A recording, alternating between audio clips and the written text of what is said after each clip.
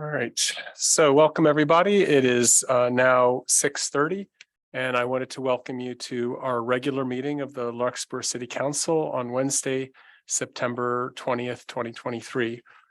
Sasha, could we please get a roll call? Yes. Yes. Sasha, I am here. Sasha, I'm here, and we're doing that because we want to make sure we remember your name. So, all right, and as you all are able, let's get up and do the Pledge of Allegiance. I pledge allegiance.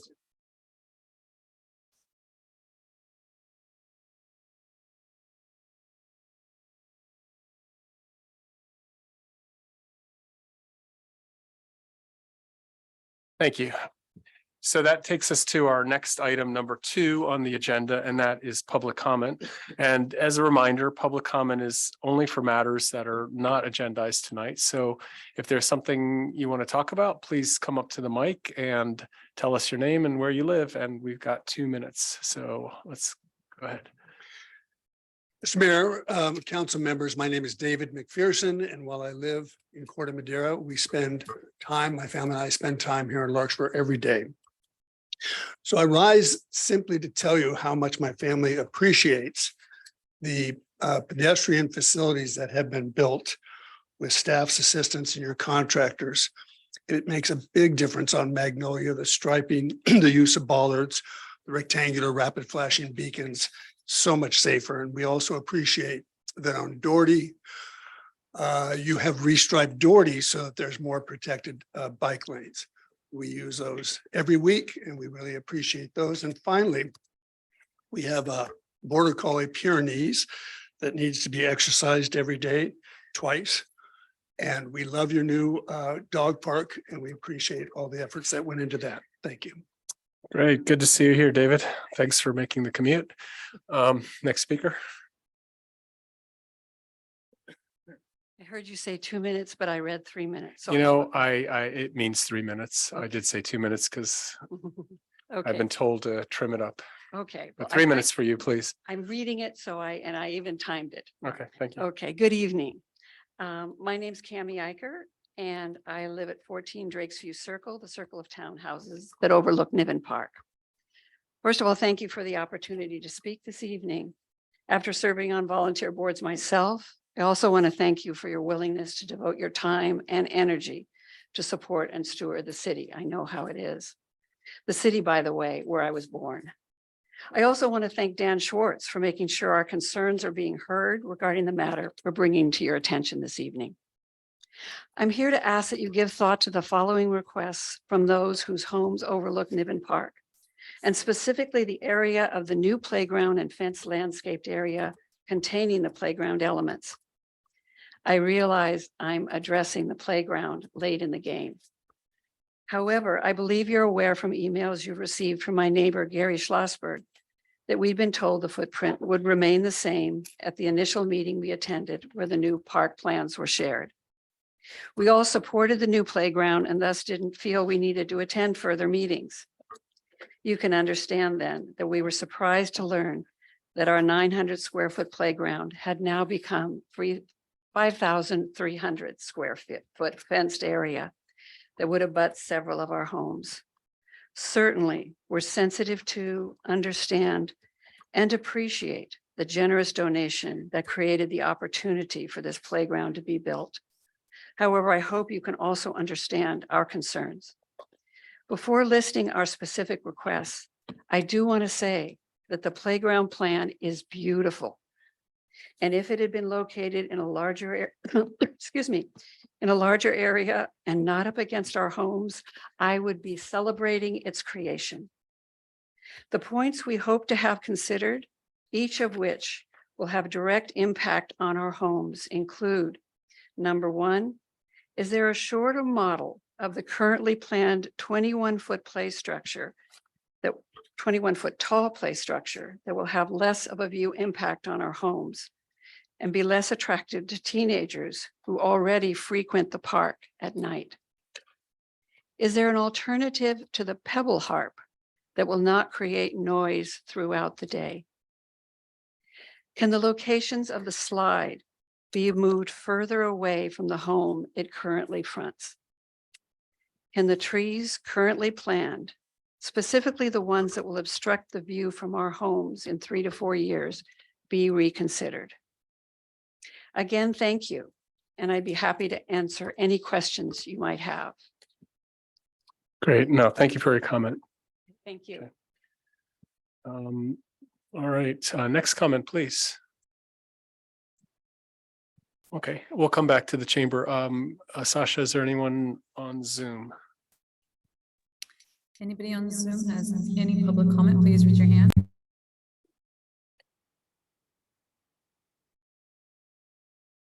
Okay, looks like we don't have anybody, and bringing it back here, any last call for public comment? Okay, well, thank you, David and Cami, and so we'll close public comment now and move on to the next item of the agenda, which is the approval. I'm sorry. Oh, okay, which is the presentations and proclamations, and I believe we have a communications update. So can we please have that?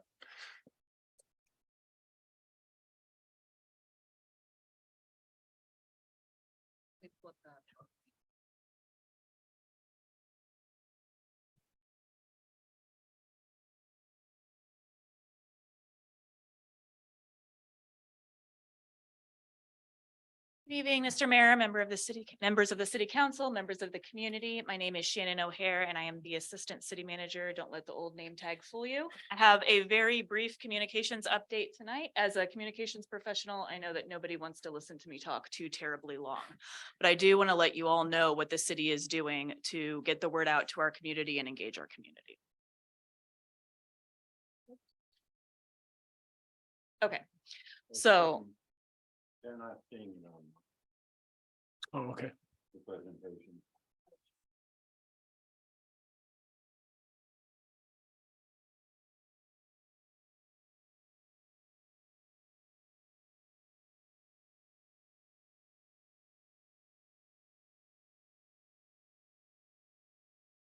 Great. Okay, yeah, that's the second slide. So thank you. Go ahead, Shannon. all right. All right, am I in control now? All right, here we go. So every time I give an update, since we adopted a formal communications plan and strategy in 2019, we're actually due to do an update on one, a full update.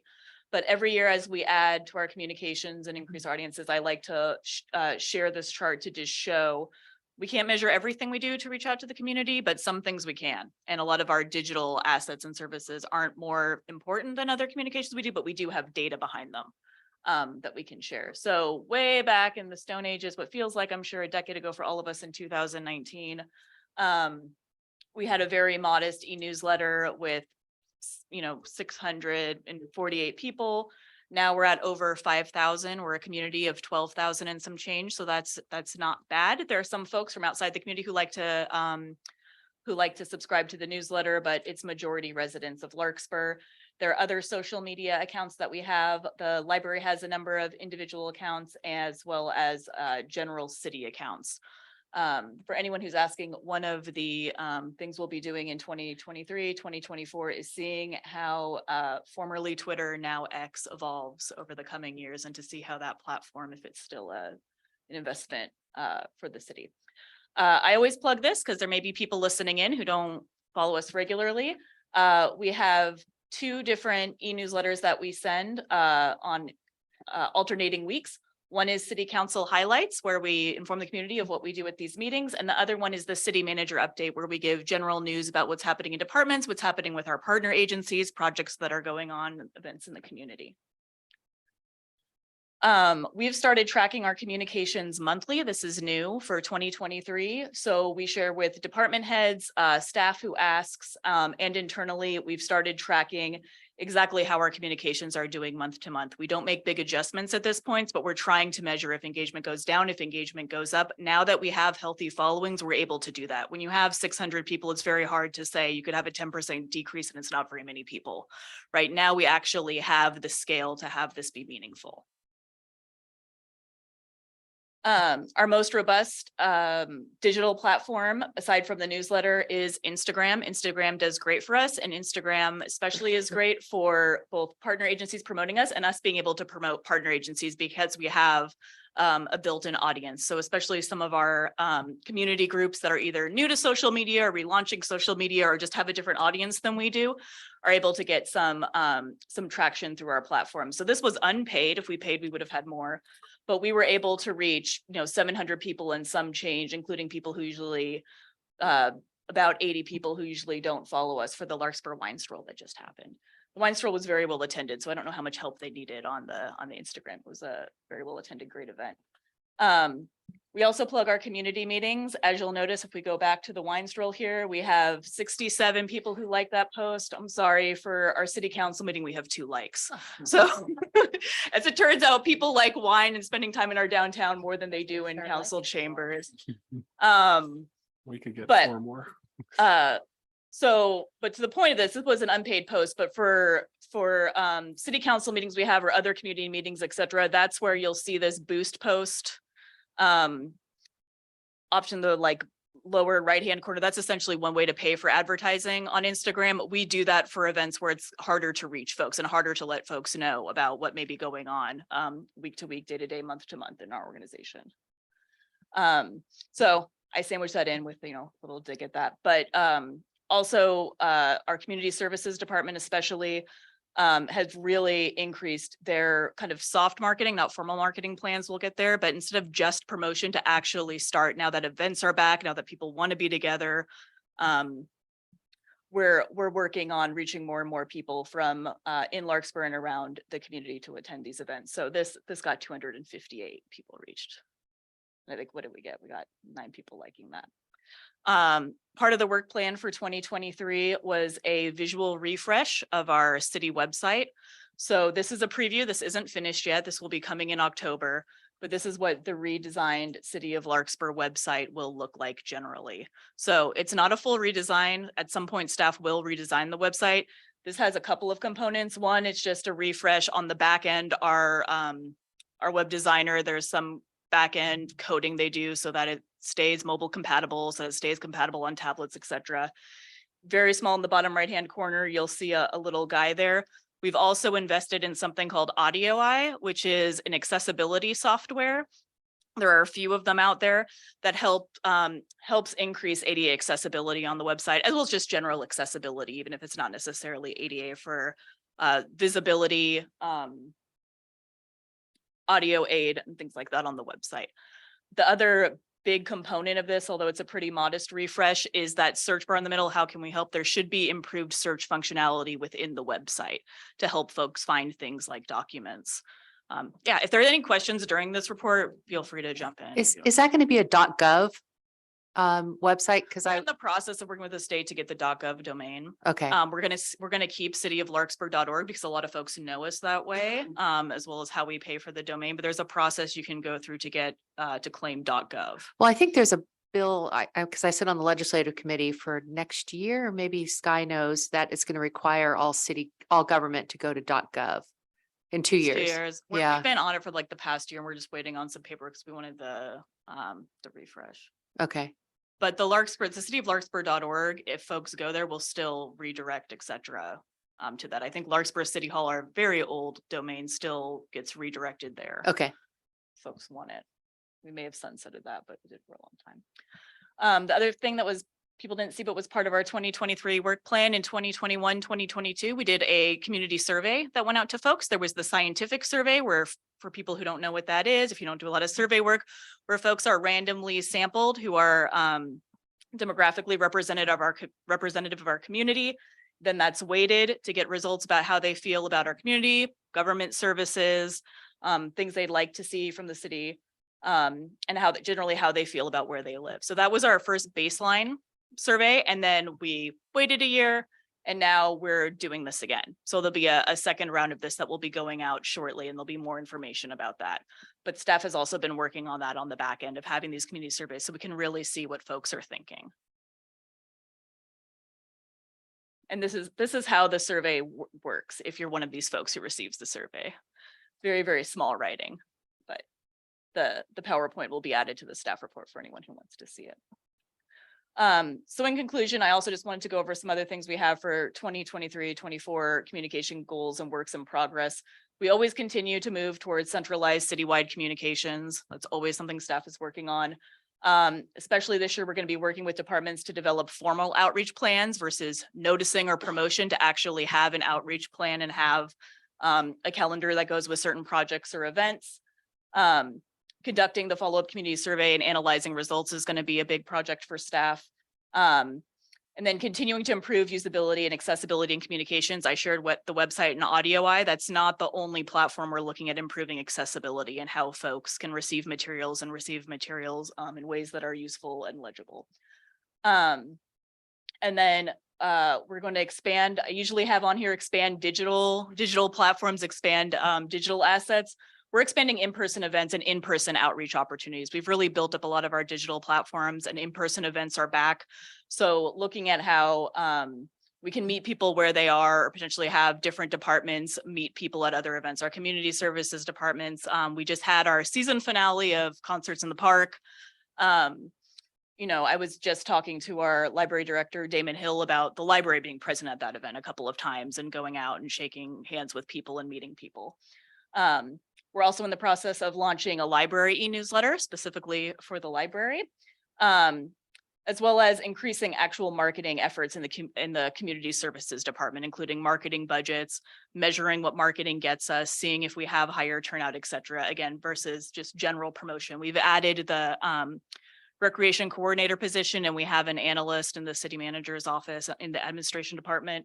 So both of those staff members will be trained and helping us out in increasing marketing efforts. We're also going to be developing a city LinkedIn presence. If you're on LinkedIn, I don't know who created it. There's a city engineering, City of Larkspur LinkedIn page. Staff is developing one that we will manage and share city news achievements, as well as use it for recruiting if we're hiring folks. And then I always have here, continue coordination and communication with partner organization and agencies, always working with our partners. And that's all I have. So if there's any questions from the council or community, I'm happy to take them now. Great, Shannon, thank you so much. And any questions from the council? I just had the .gov. Yeah.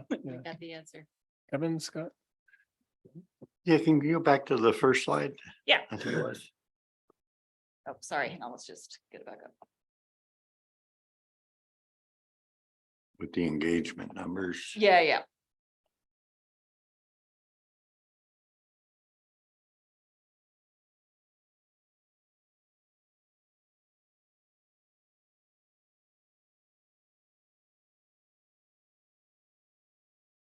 Not letting me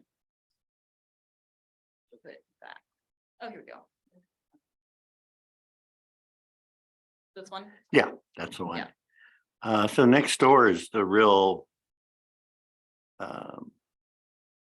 has most of the numbers, and the Twitter stuff looks relatively small. I'm just curious, we don't pay for the Twitter stuff? So a couple things about Nextdoor. Those are great questions. So that's Larkspur residents on Nextdoor. I didn't pull, I could throw up data for days on this. If we post something on Nextdoor, if the City of Larkspur account posts something, our average engagement in terms of views of who sees our posts on Nextdoor is around 400 folks. So it's a really robust platform. And also in terms of, if you want to be on Nextdoor, like our, community, if they wanted to tune in at some point, there's the audience there, but our actual engagement there, it's not like when I post something that 9,000 people are seeing it or 8,000 people are seeing it.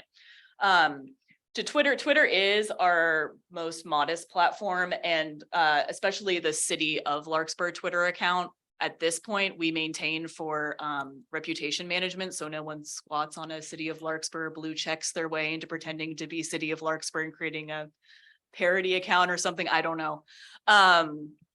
So we have that account, and then we do share news on it for anyone who wants to see it. Twitter by nature, especially when I was more actively managing Twitter accounts, is regional in its approach, both to advertising and just to how kind of their algorithm works. So they've changed it since then, but back in the day, I couldn't on Instagram, Facebook, any of the Meta-owned social media platforms. You could target people who live in or identify with the City of Larkspur. On Twitter, it would be Bay Area. So if I wanted to like promote, we were having a workshop on our housing element, you'd A, be paying for it, and B, I would consider maybe spamming people who are in San Bruno, where that's maybe not your target audience. So Twitter is our least robust platform. We have not paid for, I'm assuming, I guess we should call it X. X is rolling out paid accounts and moving to more of a paid subscription model for the service, and the city of Larkspur hasn't done that yet. Okay, And that maybe- was my maybe never question, will. because he announced last week he was going to start charging people to even observe it now. To log in and to actually see it on the, yeah. And there are- that just kind of, and when I look at these numbers at the engagement, I wonder if it's really worth it. It's something staff will be keeping an eye on and investigating. And it'll depend. It'll also probably look, from what I've been following and talking to colleagues in other cities who have a little bit more robust Twitter X presence. They're still developing what their model is going to be. So there are a lot of news announcements just because of how they manage the media, et cetera. Twitter has been over time, and if there's someone, certain public safety, like in Santa Rosa during the fires, et cetera, Twitter was a very, very powerful tool for both getting news out and then combating misinformation, because people were putting things on Twitter, sometimes that were up to date ahead of official announcements, and other times weren't true. So Twitter has been a really, really important and really valuable platform over time for certain agencies. It's not one we've invested in. Okay. And then with the YouTube videos of the city council meetings, is there a cost involved with that, or? No. that's Our it? YouTube account to post to YouTube, the only cost associated with YouTube would be if we ever wanted to run ads or boost the engagement on any videos that we put out on YouTube. And we haven't done YouTube advertising. The advertising we have done is actually a link to YouTube through Instagram. So there have been a couple of video meetings where the community's been really interested. And I've put just like very small amount, like $10 or something, behind the announcement that you can watch the council meeting video, but we've done that kind of through Instagram because that's where our following is. We haven't done direct advertising in YouTube. Well, only 2 likes. There's something about us, I guess. I don't know. The one thing I'm curious about is I don't subscribe to Nextdoor. I have it on my phone, but I refuse to look at it because I watch what happens with my ex-wife in particular. She will alert me if anything pops up about Larkspur and send me a link, because I don't like to get watching her and watching my children and grandchildren, the clickbaiting, and they go to click on one thing and 2 hours later they're like, where am I? And so I refuse to do it. But is there any way we can be kept as a council up to date on issues that are showing up on Nextdoor? So by design, Nextdoor, when it was developed, through the official City of Larkspur account, I think what you may be referring to, and correct me if I'm wrong, but we can't see what residents are posting amongst themselves. And Nextdoor has done that on purpose by design, because the idea is that they wanted, when they developed the platform, they wanted residents to be able to talk freely and not feel like they were being spied on or monitored by different agencies or governments, right? So there's no way that staff through our official account could either do, like in the qualitative research world, like listening, right? Like listening in on certain conversations, et cetera. But a number of council members, planning commissioners, staff are on Nextdoor as residents. So sometimes if there's something that staff notices or people reach out directly and say, like, I'll get an email and someone will screenshot Nextdoor to the communications account, staff always listens to that. And it's certainly if there's a problem, we address it and reach out to the appropriate department. Okay, I understand the concerns about, I wouldn't want to stifle, but in fact, the opposite is I'd like to be aware It's of one of the the issues the tensions community is concerned about, yeah. but I just don't want to get. Well, and it's one of the tensions in Nextdoor where it has a really good, I think it has very good reasoning behind it, but sometimes residents will assume also that we can track all of this stuff. So they'll say, why aren't you paying attention to this, whatever the issue may be, right? Like a pothole, certain place because it's blowing up on Nextdoor. We didn't know because we weren't informed through, our fix it like on the website, or no one's called us or no one sent us the Nextdoor. So is there any way we can communicate to people that information, that we don't monitor it? And so if you really have a complaint, here's the web address or whatever. We certainly do a reminder when we post to Nextdoor. We're always mindful of directing people. I always try to leave an email and a contact number if they're one, if it's our event. Sometimes we'll post for another agency and there may or may not be a contact. But I always say, if you have any questions, et cetera, particularly if it's a meeting or event, right? It's the city clerk email address. It's the direct line to the city clerks. We always try to direct people to where it'll be found. Or the city managers. For meetings, it's the city clerk, so it goes where it needs to go. That's my concerns. I get the impression from people who use it a lot and complain a lot, that somehow they think we know what they're talking about. And I go, no, I don't, because I personally don't look at it and we don't monitor it, but there is a better way to communicate with us. It's just the point I want to get across is I want to hear their concerns, but I don't want to lose 2 hours to clickbait. So thank you. All right. Any other questions for Shannon? Yeah, Shannon, great job. Thank you. And the newsletter is wonderful. And I like, I'm sorry. Yeah. So we had a question online, Sasha, or in the chambers. We can, forgot to open that up. Yeah. Yes. Welcome. We can't hear you. I think the audio.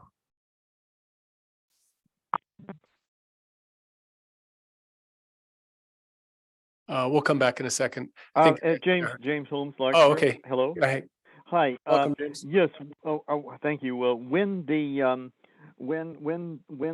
website is revised, I hope it will be possible to access agenda attachments such as staff reports with all standard devices. Currently, it is not possible, at least in my experience, to access agenda attachments such as staff reports with a Kindle.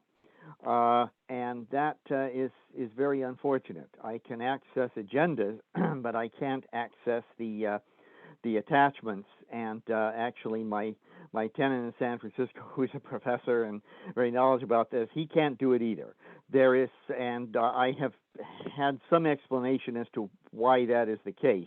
But in any event, it certainly is different than, for example, the county of Marin, where all attachments and staff reports can be accessed through a Kindle.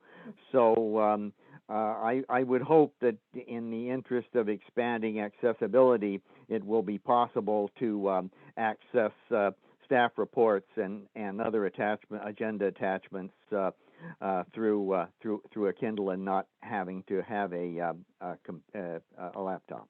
Thank you. Great. Thank you, James. Any other comments on Zoom? Any other questions or public comments? Okay, welcome, Ryan. Ryan, we're not hearing you. I'm not sure if you're muted. Can you hear me now? Yes, I can. Thank you. Yeah, I just wanted to say, fuck niggers and fuck Jews. Hell Hitler. White power. Highly inappropriate. Next public comment. Yeah. Yeah, Tom. I couldn't think. Hello, can you guys hear me? Yeah, is this Tom? Yeah. I just wanted to say that I think we need to round up all the niggers and Jews and send them all. Let's cut that off. Thank you. Fuck the Jews. Yes, the Jews. Raise war now. Okay. White power. All right. It doesn't look like we have any more public comment. Do we have any other? Nigger, hands? nigger, white power. Mr. Mayor, White power. since this is now the third city council meeting at which this has happened for me in the last week, I'm just going to make a brief statement so that you and the public understand White power. that White power. White that power. everybody, including these speakers, should understand that this is a city business meeting. The city council has adopted rules of decorum to ensure that meetings are conducted efficiently and effectively, and that all members of the public have a full, fair, and equal opportunity to be heard. All remarks should be addressed to the city council. Please do not use profanity during your comments. However, while the city affords speaker the right to be heard, the speaker has a zero tolerance policy for discriminatory and harassing comments. The city denounces any hate speech and may be vocalized in public comments. Speakers making public comments are not expressing the views of the city. However, I also need to point out that hate speech is protected by the First Amendment. This is, although all of the policies that I just read exist and apply, members of the public who wish to use this time for general public comment to make comments that contain hate speech is protected by the First Amendment, and you should provide them with the amount of time that you would normally provide to a speaker. However, you can, as is always the mayor's prerogative, limit the total amount of time that is available for public comment. You may also limit the amount of time that's given to any individual speaker. So you can exercise these prerogatives. I've also advised city council members that they are not required to remain at the dais while these types of comments occur. But unfortunately, the way the case law has gone on this issue, we do have to allow these comments to occur. Okay, can I ask a question about that? Sure. I have several questions, actually. Okay. The first question is, we're not at public comment anymore. We're talking about Shannon's speech. These have nothing to do with Shannon's speech. I don't see why we would take any comment on this. So this is a close question in the applicable case law. It is true that the comments that have been made are not relevant to this item on the agenda. However, we would have to be making a decision on the fly regarding each comment, cutting it off, making a determination that it is not relevant to the item on the agenda. If we make a misstep, then we may be considered to be violating the expressive First Amendment rights of the speakers. Okay, my second question, the zero tolerance policy that we have, is that interpreted as the first violation of that policy? We are entitled to cut off that speaker? Yes, except that again, with the First Amendment limitations override the city's policy about this, because the public comment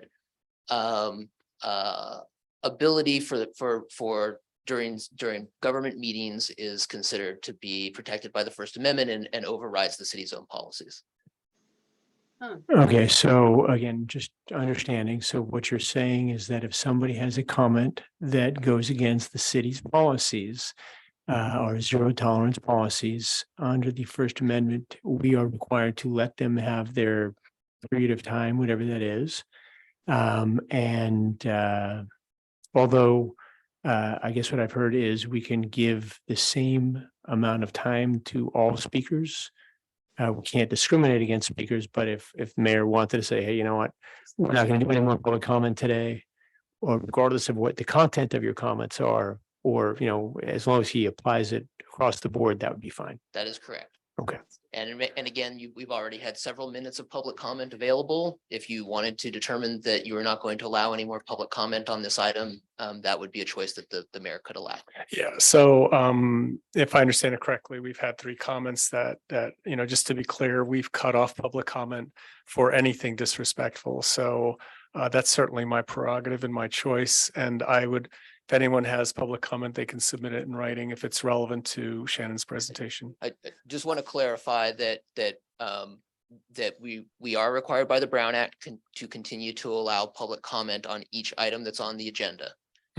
If you would like to, going forward, limit the public comment, the total amount of time for public comment on each item, not the total amount for the whole agenda. The Brown Act requires us to allow public comment on each item, but you can limit the amount of time that is allocated for public comment on each item, and you can also limit the amount of time that is allocated to each speaker.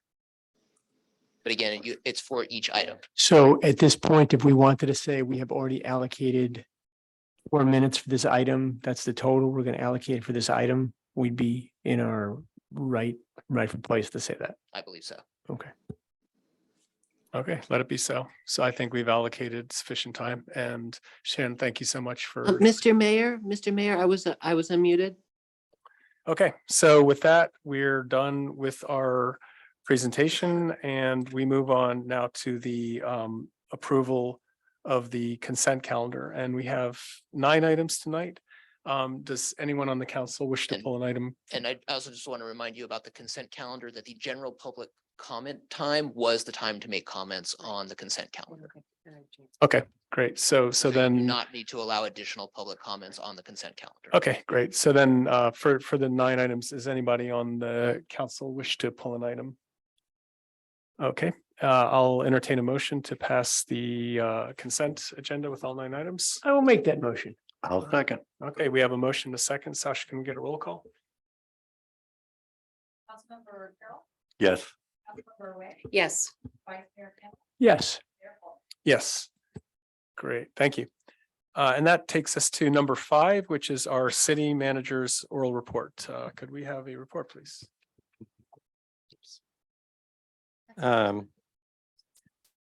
I just wanted to give the council a brief update on the implementation of ordinances 1067 and 1068. So that's the 2 ordinances that you passed for rent stabilization and tenant protections.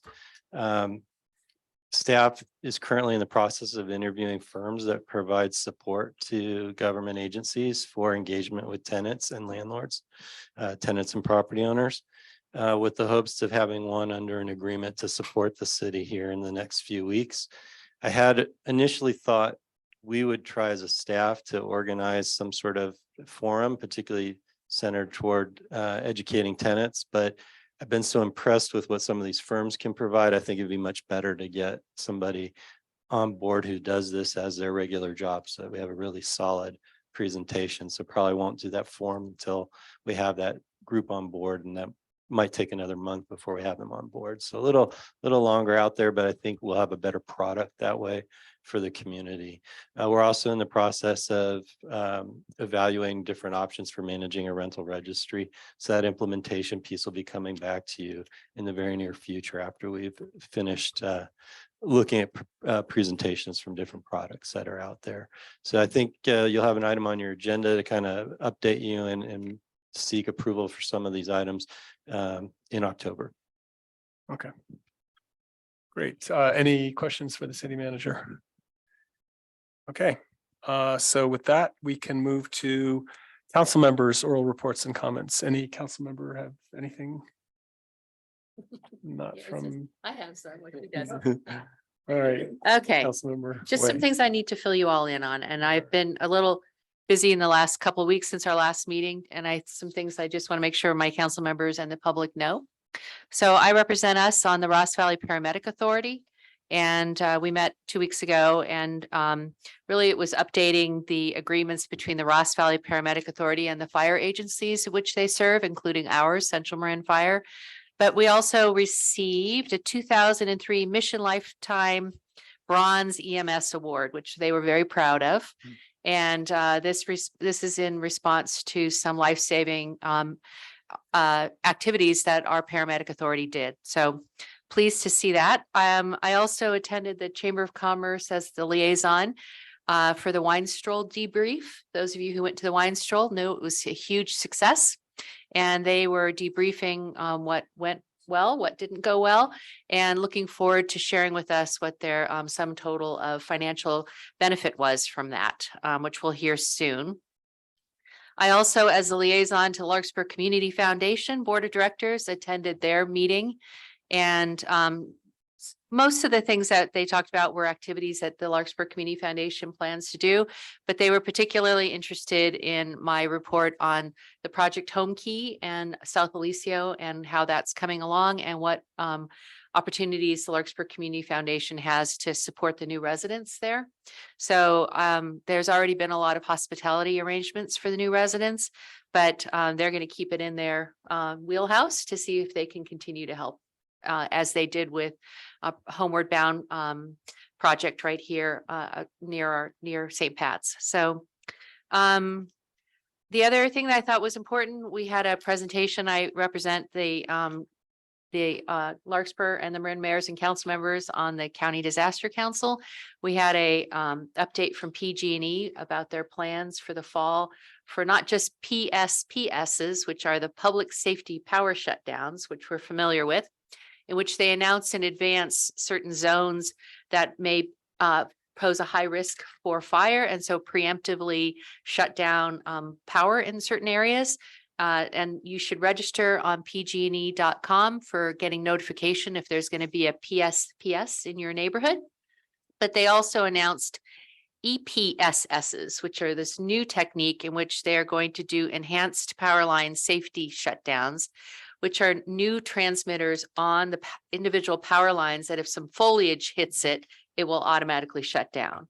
So that is new, and that will be an opportunity to preempt if a tree limb lands on a branch, or a tree limb lands on a line in a neighborhood, to shut down that line immediately. So that's kind of new. And then lastly, I represent us on the Marin Mayors and Council Members Legislative Committee.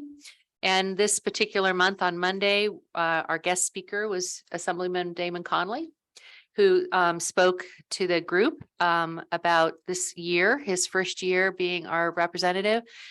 He was able to pass 7 of his sponsored bills out of committee and onto the governor's desk. He was very pleased with that. And he has also attained some pretty significant committee assignments, mostly wildfire insurance coverage, wildfire prevention focused, climate and environmental policies committees he's on, and some other utility and energy committees. So that was really nice to have him show up and talk to the representatives about what he's doing. There are 900 bills on the governor's desk right now, and he has till October 15th to sign them. And he has about an 85% signing rate. So most of these bills will pass at 900 of them. He also mentioned us that the November and October, March and November ballots are going to be pretty intensive. They've already qualified 11 items for the ballots for next spring already. So it will be a busy next year of legislation. So that's all. And I hope to get to the League of California Cities meeting sometime in the next 24 hours. And I'll report back on that since I'm our voting delegate. Great. Well, very informative. Thank you, Catherine. I think Councilmember Carroll. It's been a busy week. Well, no. Since the last meeting, I went to the senior fair up at the Civic Center. That was fun. And it was, this was my first time. And at 73, I now have a regret that I didn't go when I was 63, quite frankly. There was a lot of great information up there. It was packed with vendors, both government agencies and private vendors, that just the array of services was very impressive. And something it's ironic because both my mother and my stepfather attended it regularly before they retired. And now I understand the steps they took as they prepared for their retirement. They didn't need much help from any of us children because they got so much good information out of that fair. They pretty much had everything set up for them. So if you have parents or loved ones who are aging, I really recommend next year trying to make it because it was very informative. I was very impressed. But I do see some gaps in how do we get that information down to the community level year round. And that's an issue I'll be working on in the future. Attended the Marin Transit meeting. Nothing really to report yet. There's going to be some major discussions in the next month or two, particularly about the Muirwood shuttle. I'm really concerned because what's happening now is Marin County is actually subsidizing some of these trips, but you can't use it. In other words, if you tried as a Marin resident to get on the Muirwood shuttle and get off at the Zen Center or at Muir Beach or Pelican Inn, you can't. You can only go direct to Muir Woods and back to Larkspur Landing Ferry Terminal. And it's just, it doesn't make sense of why we're subsidizing it. If the Park Service paid for it 100%, I could see managing it. But we're using local tax dollars out of Measure AA to subsidize these tourists. And If they were shopping at Larkspur Mart or Bon Air, I'd be happy. But they're not, and so I really don't understand why we're subsidizing them. So that's an issue that'll be coming up. Attended as the rep, monitored as our rep assignment, the Larkspur Corte Madera School District board meeting last week. And it's very draining. These elementary school parents and principals and teachers are so enthusiastic and positive and full of hope. They haven't been beaten down by puberty and middle school and high school yet.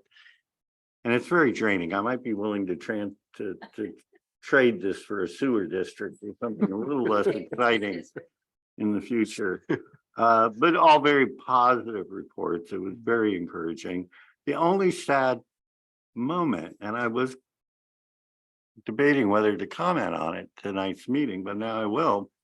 And that was, I was very startled at the beginning when they asked for the instructions on public participation.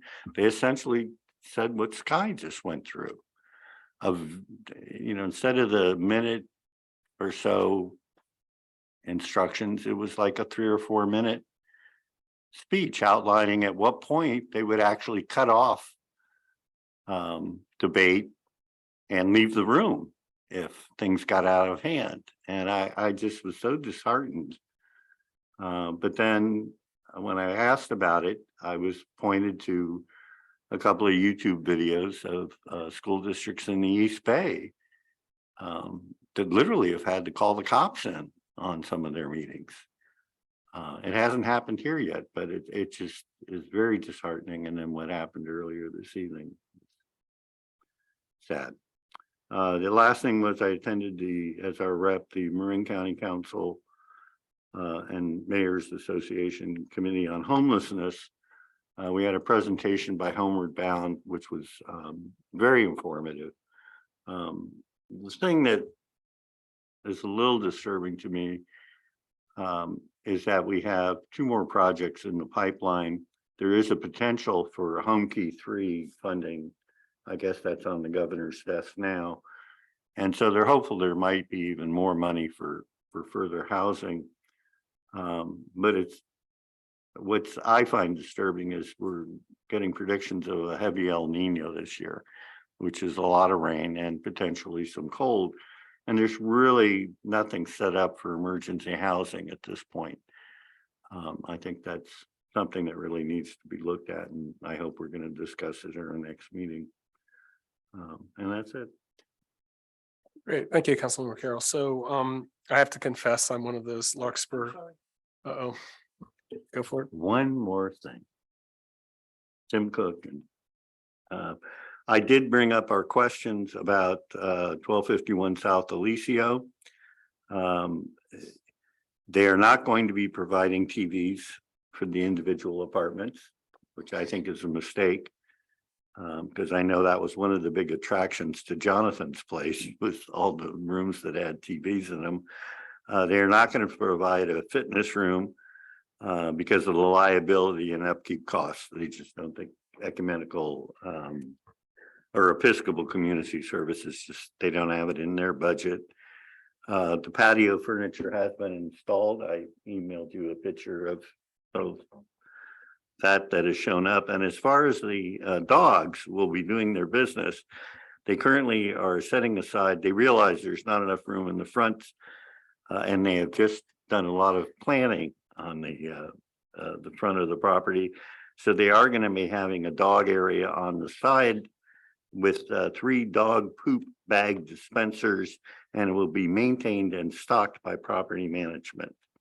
So those would be updates on that. All right. Well, thanks again.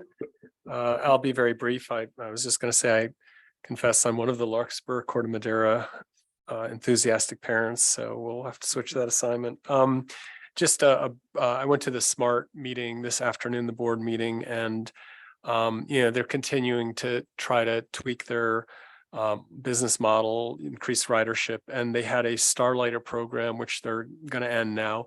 And that was, based on it not reaching the numbers they needed. And on the good news side, I think the Golden Gate Ferry is bringing back some of the fast ferries, and that's rebounded nicely. So they're really looking to improve that connection. So if you're coming anywhere from the North Bay and you're reaching Larkspur, they allow for 25 minutes, to make the connection to the ferry. And there's, quite a lot of people using that service already.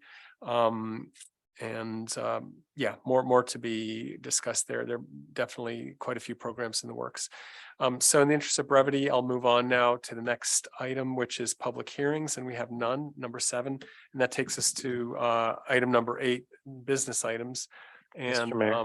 we were, Mr. Mayor, oh, I'm sorry. we're having a few technical challenges with the presentation. I think we need a 5-minute recess so that we can Okay, set things up correctly. great. Thank you so much. So let's take a 5-minute recess. It is now 7:20. We'll be back at 7:25. Thank you.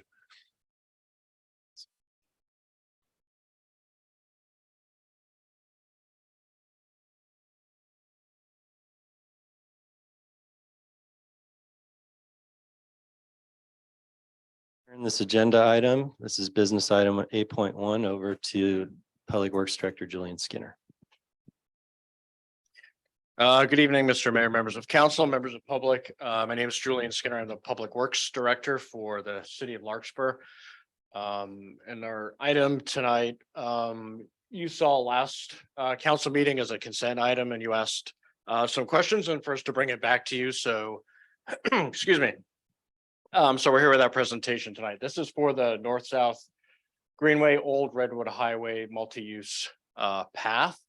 The specific request, the action item tonight is that we are requesting that you approve the plans and specifications and the working details for this project, which authorizes us to go out to bid to get contractors to provide construction bids on this project. And this is a requirement of the public contract code for any public projects that are over $200,000. We're required to bring those working plans and details to you before we go out to bid. The actual approval of the project, this project's been before you on numerous times before. I've got a little summary here going back some of the history. Back in 2013 and 14, when this project was first conceived as a north-south Greenway, there were presentations and the council was asked to support the north-south Greenway overall. And then in 2015, 16, eyesight's not the greatest, the text bigger next time. But we came before you because sections of the path are within the city of Larkspur, but they're also in city Caltrans right of way. And so there's a process where the city has to request that Caltrans revise a maintenance agreement that lets us maintain our facilities in their public right of way. So we came to you a couple of times back in 18, 19 with the request and then the approval of ultimately the freeway maintenance agreement for this specific project that will allow us to build this within Caltrans right of way. Portions of it within Caltrans right of way, and then for the city to maintain those portions of it. And then the one that's bold here is the most important one, because this is when the city council adopted a resolution connected to the federal funding for this project. Again, I've got a slide that talks about the funding of this project. There's no local funds in this other than the paving of Old Redwood Highway, the vehicle travel portion of the street. The federal funding requires a commitment from the city to undertake this project and provide any of the missing funds to complete the project. And so that resolution was brought before you and adopted in 2019. And so that was our commitment to move forward with this project and use the federal funds. And then there were a couple of presentations as the section further north, the creek crossing was undertaken. Caltrans were the lead on that construction project. As I mentioned before, TAM were the project lead for all of the project development when these projects were conceived and put together. And then the projects were then distributed to whoever the most appropriate agency was for project implementation or construction. And so the section that was just completed was implemented by Caltrans. And the section that's the subject of tonight's request is the city of Larkspur. So as the Caltrans portion of the project got underway back in 2021, we came to you with a couple of project updates showing you how that construction was coming along and then previewing what would be the next phase, which is the project that's before you to approve the plans and specifications tonight. And then there were 6 separate council meetings. That's the last 3 years capital improvement program adoptions, both the business item where it was introduced and then the public hearing where the CIP was adopted, where this project was included in the capital program and was approved by council as part of the CIP at those occasions. And so again, what we're looking at here is slide on the left is the overall bike path network north-south through Marin. And then highlighted on the right here is a section that we're focusing on in Larkspur, and then highlighted in yellow is the subject of tonight's plans and specifications that we're asking to be approved. Here's another slide that gives a little bit more context. This shows, as I mentioned, we've been working with TAM on these projects as they go through project development. And TAM has worked with the city on previous projects. This shows the Central Marin Ferry Connector. So that's the bridge, the overcrossing of Sir Francis Drake, and then all the way up past the Smart Station, and then the Cal Park Tunnel. These are all projects within Larkspur that TAM has done the front end project development on, that are going to connect, or that do connect today to the section that Caltrans just implemented, and would connect to the section that's the subject of your item tonight. And again, here's just a blow up looking from east to west. So this shows the northern segment that we're talking about.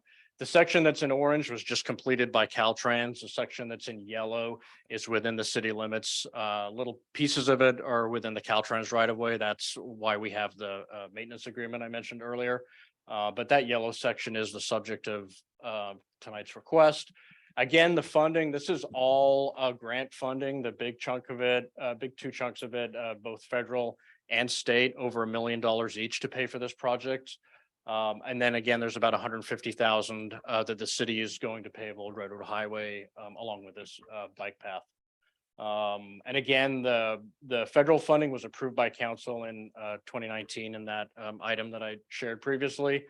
And then a reminder that there are some deadlines on this funding. The one that's coming up soonest is a requirement to award this project by December 28th of this year. So that means we've adopt the plans, go out to bid, get a low bidder, and then we come back to council and award a project, award a contract to the low bidder.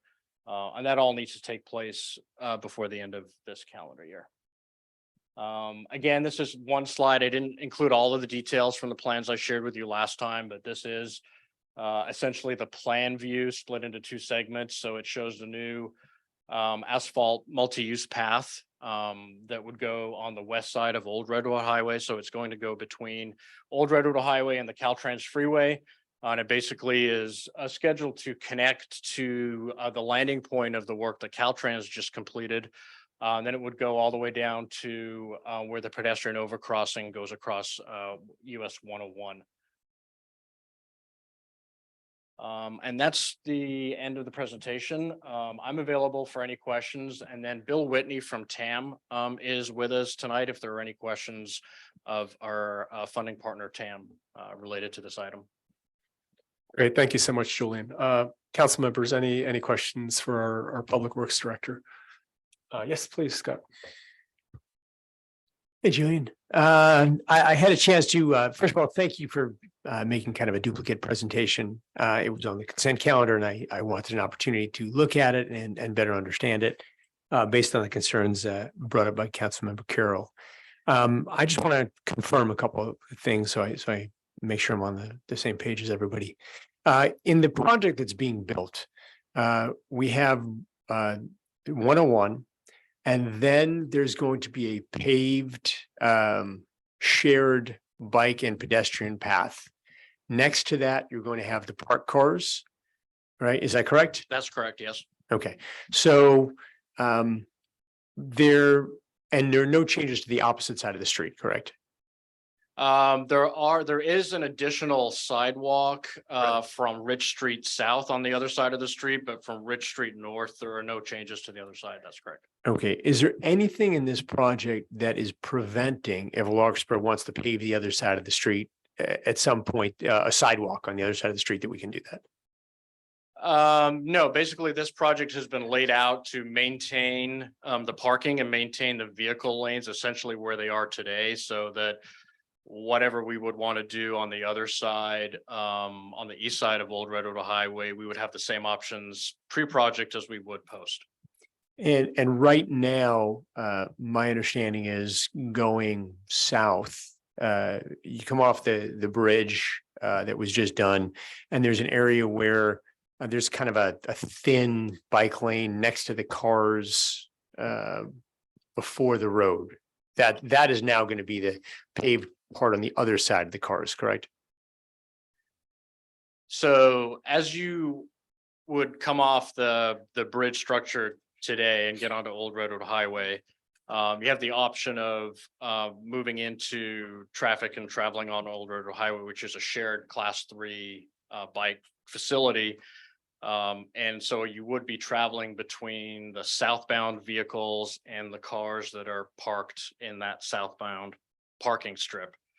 With the completion of the project, you would come off of that structure and the path would continue, but it would be on the other side of those parked vehicles. So between the parked vehicles and the fence and then the freeway. So you would not be required to go out into the vehicle travel lanes. Okay, those are my questions, Julian. Thank you. Okay, I just want to say thank you for reiterating this process. It's been going on a long time, and I know we've vetted it multiple times and multiple agencies have vetted it. I appreciate that you referred us back to the 2019 resolution in which the council already approved the measure. So I'm glad my new colleague has been able to see all of that information, but I stand really firmly in support of this project, and I hope we can see that it passes tonight. Okay, thank you, Councilmember Way. Councilmember Carroll. Couple of questions. Who's going to be responsible for maintaining this section of the path? Will it be our responsibility? Yes, the city is responsible for maintaining the path. Okay.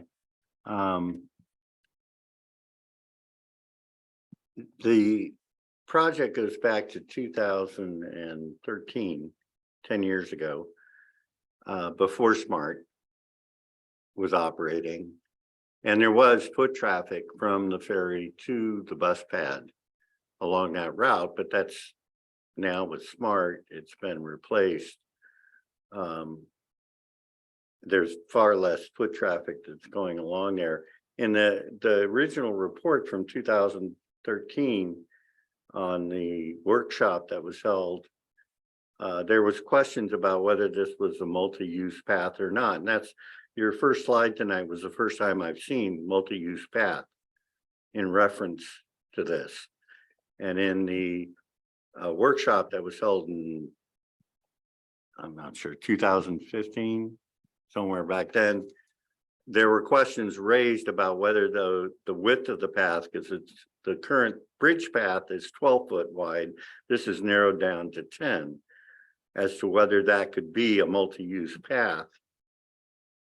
Was that issue resolved? And it definitely meets all the standards for a multi-use path, because it was unclear in the report.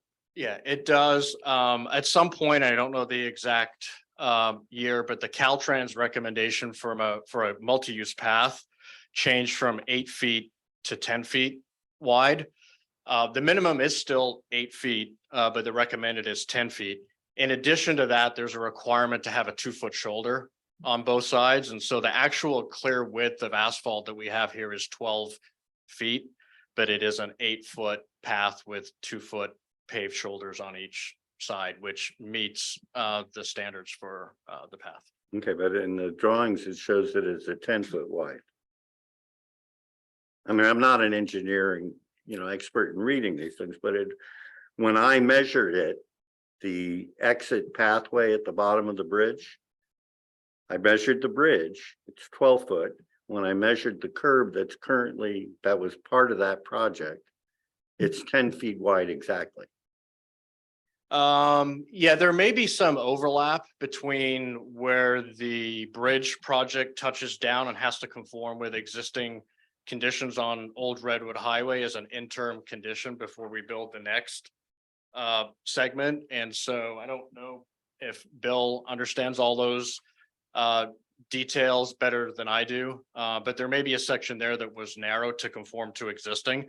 But it's my understanding that the new path following will be the 8-foot wide plus 2-foot asphalt on both sides, so it will be 12 feet. And I don't believe we're going to end up with a pinch point. I think that may be a condition of having to conform to existing conditions and not being able to complete the whole path. But we can certainly go back and look at some of those details if there's a concern. Okay.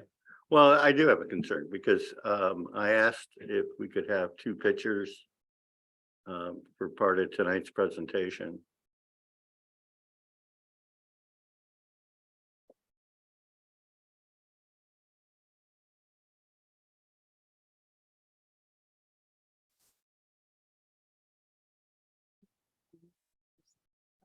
Now that's the bridge path that currently exists, lighted very well. And this is where the new path is going to go. Now, maybe 10 years ago, the freeway lights were sodium vapor and cast light onto the path. I don't know. But what we have right now are LED lights that are very directed to the freeway on-ramp and shed no light on this path. And there is no lighting included in this pathway project, is there? There is not, no. Okay. So my concern is, okay, we have a dog walker all dressed in black with a black dog walking along that path, 10-foot wide path. Down comes a bicyclist downhill who gets tangled up and falls over and gets injured, and or a person walking along the side of the freeway, which is extremely noisy. And a bicyclist comes up from behind and accidentally clips them again because they're dressed in black and or either party is staring at their phone. Are we liable if they sue us? Because I come from a family of personal injury attorneys, and those 2 photographs to me would be exhibit A and B in a court case. Well, I would defer that question to the city attorney. But I will say that this is, while there is no lighting in this project and you see lighting on the section that Caltrans just completed, the city does have 7 miles of these class 1 multi-use paths, and there's only a very short segment, less than 1/4 of a mile, that currently has lighting. The norm for the city paths like this is to be unlighted. Okay, but it is a startling. I'm sorry, I'm not asking for your opinion, but I'm stating I think that's a startling transition to go from that very well lighted path to the very dark path that's going to be existing.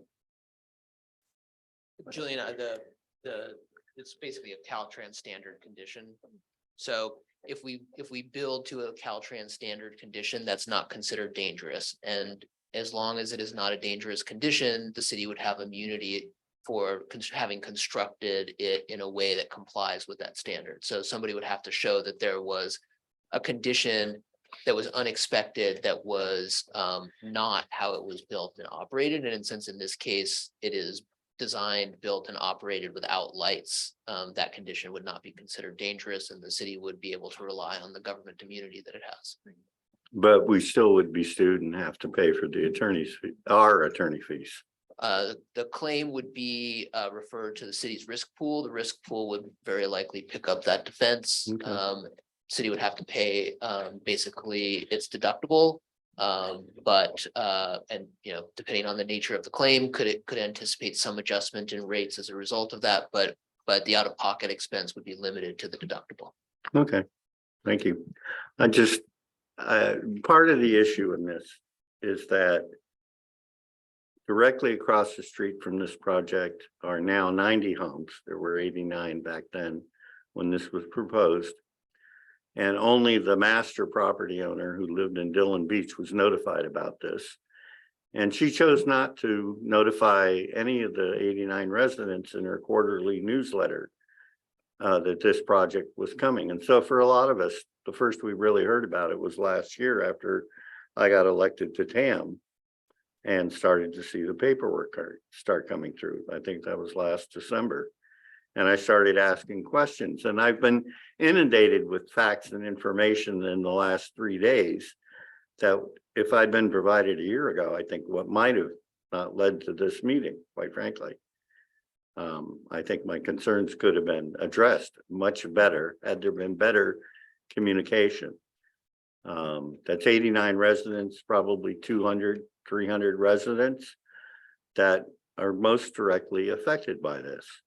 I still think this is not a safe path. I don't think we should be building it both for the lighting factor and the noise factor, and the fact that this is an area that the Corte Madera sewer has improved the drainage dramatically over the years.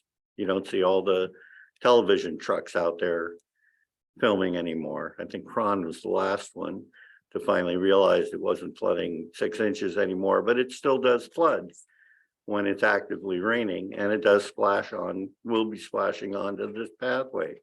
I think there are better alternatives, particularly on the other side of the street. And I hope they're explored as the North-South Greenway project comes before the TAM board in the future. Thank you. Okay, thank you, Councilwoman Carroll. So I wanted to take advantage of the fact that we have TAM, Bill is online, and if any council member has any questions. Oh, I'm sorry. Hey, sorry. Yeah, so I really just had a couple questions, and one was, I did visit the site, and then I went back and rode my bike. And one thing that I, didn't appreciate on my first tour was, the crossover, as you come down the spiral staircase, you have continuity with the proposed path. So I didn't realize that was part of the planning. I guess my question is on the barrier. Is that something, for water, for noise? I wasn't sure what the plan was, or maybe Julian, you have the answer to that. Right now, once the path goes up, what kind of sound or water, what kind of barriers there? What options do we have if we need, more of a barrier? So the barrier between the path and the freeway will be a fence similar to what's there now, but it'll have the slats in it. So it's a chain link fence, but it has the wooden slats in it to cut down on headlights and interference and things like that. It's not a sound fence or anything like that. And then as far as drainage goes, the pathway is going to be elevated about 6 inches higher than the street. And the drainage has all been designed to go to the drainage inlets that'll be modified on Old Redwood Highway. So the path is sloped and elevated such that it'll drain off to the street, and then it'll go into the catch basins that'll be reconfigured on Old Redwood Highway. Okay, and the funding, state and federal, is to the tune of 2.3 million. If we don't go through that project, that money goes away, and it's not really coming back for any other projects that we know. I mean, we've spent a decade trying to get $2.3 million. If we say no tonight, then that money's gone. That money is gone for us. It'll go somewhere else. Yeah. Okay. So with that, any other council member thoughts, questions?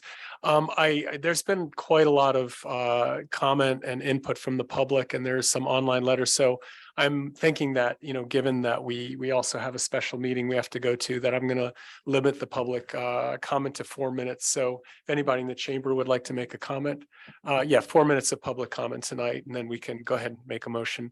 So go ahead, just tell us your name and where you live. Mr. Mayor, I'm David McPherson from Corte Madera, and I'm going to limit the comments that I was going to make and sort of talk really about notice, because I watched the June 6th hearing and I felt bad for Councilmember Carroll feeling like he's late to the program. But my comments tonight are as an individual, but for 16 years, I served as the vice chair for the Bicycle Pedestrian Advisory Committee for the town of Corte Madera. So I've been knee deep in this north-south greenway actually since 1994, when the first feasibility study happened. Then in 2002, things picked up when the Cal Park feasibility study showed that was favorable for reopening. So personally, I've attended at least 10 hearings, public hearings on this. And I would just encourage Councilmember Carroll, I get monthly, if not weekly, email notices from the Transportation Authority of Marin, the Marin Transportation Commission, SMART, the Board of Supervisors, Caltrans, City of Larkspur, Marin County Bicycle Coalition, Town of Corte Madera, Mill Valley. I'm inundated with all of those notices. So if you want to be informed about this bicycle pedestrian infrastructure, it's out there. And it's just unfortunate that it came to you too late for you to feel as comfortable. I hope that we've overcome your objections, and I hope you pass it unanimously. Great, thank you so much. That was about a minute and 15. Next comment, please. I'm Dwayne Price up on Elm Avenue. I moved to Larkspur in 1977. Seen a lot of changes in those 46 years, as you might imagine. But one of the biggest is the birth and growth of our multi-use paths, or AKA bike paths. None of that stuff existed back in 1977. In the meantime, it has become one of our most, if not the most treasured of our community assets. It's used by everybody all the time. But, you know, there's still more to be done on those paths. And this area down by Redwood Highway is the rock star of what really needs to be done. There's a lot that needs to be done down there. And this segment that we're talking about is just one piece that for this of this network that's been growing piece by piece by piece over the years. This is just one of those pieces. And it's funded, it's ready to go. It's not perfect, of course, never is, but it's there, it's ready to go. So let's get that piece in there, get it done so that all those people who are now reluctant, even not even going to be there, they won't go there because it's too dangerous. It's really a dicey. If we get that path, the people will show up. So let's get it done, get that piece in there so that we can work on the next pieces that need to be done on this, our most treasured community asset. Thank you. Great, thank you so much. So that was a minute and 45. Next speaker, please. Hi, my name is Matt Hartzell. I live at 38 Loma Vista Avenue since 1984. And we are blessed with some beautiful multi-use paths in this community. The Sandra Market Trail, the new pathway over the Corte Madera Creek, the bridge over East Sir Francis Drake, the SMART pathway, the Cal Park Hill Tunnel. All of these pathways are part of the North-South Greenway, which goes all the way from the Golden Gate Bridge to Sonoma County, or at least it will when it's complete. As I just mentioned, there's a lot of segments in Larkspur that are already complete. I used to drive my car when I needed to go to San Rafael, and now I ride my bike most of the time. I can reach San Rafael faster on my bike than I could driving many times of the day. But I'm a pretty confident cyclist, so this section. Matthew, we have 15 more seconds and we're Only coming up 15 public seconds. Sorry, Well, we're going a little short tonight. This is a gap. I'm a confident cyclist. I'm okay riding on it, but I want my son, when he's old enough to ride a bike, to be able to ride on the old Redwood Highway segment as well of the North-South Greenway. And my wife, right now, she can't get to the SMART station because she doesn't feel comfortable riding on Redwood Highway. This project will make it safer. Great. It's one more step towards completion. So Thank please, you. thank you. Thank you, Matthew, and thank you for bringing your son. Incredibly beautiful. Okay, so that concludes our public comment. I'll bring it back to the council. No, we only have 4 minutes tonight. Yeah, we really need to move on to the next item. So I will entertain a motion or. I'll move the adoption of resolution approving the plans and specifications and working details for Redwood Highway North bicycle and pedestrian path improvements in the CIP 21-305 under adopting resolution 5223. Okay, I will second that motion. Sasha, can we have a roll call? Councilmember Carroll, No. Councilmember Way, Yes. Council Vice Mayor Kendall, Yes. Mayor Paulsen. Yes. Motion passes. Okay, thank you.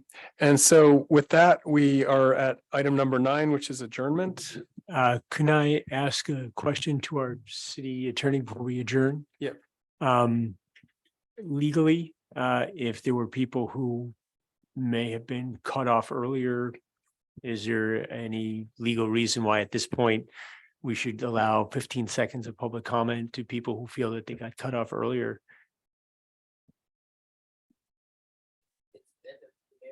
Has the discretion to decide for public comment on any item. There's no hand raised. The mayor has discretion. to decide the total amount of public comment. If the mayor wishes to allow any speaker who wasn't able to speak to do so, he can do that. But it's at his discretion.